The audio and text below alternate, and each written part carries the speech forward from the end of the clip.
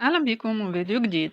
بعد حصادها جائزة التميز والإبداع واختيارها كواحدة من أهم شخصيات الوطن العربي في دبي العام 2023، احتفلت الفنانة هالة صدقي في السعودية ببدء عرض فيلمها الجديد الملكة، حيث قامت مجموعة من بنات الرياض وهن بطلات أولمبياد في التجديف والشيش ومبدعات في الرسم بالاحتفال بعرض فيلم الفنانة هالة صدقي بدور العرض السعودية.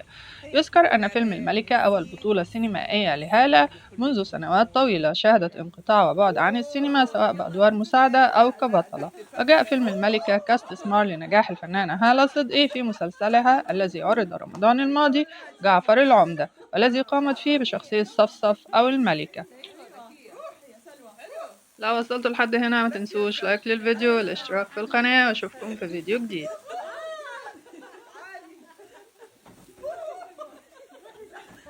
ليه يا ماما؟ ليه يا حبايبي؟ ايه المفاجأة؟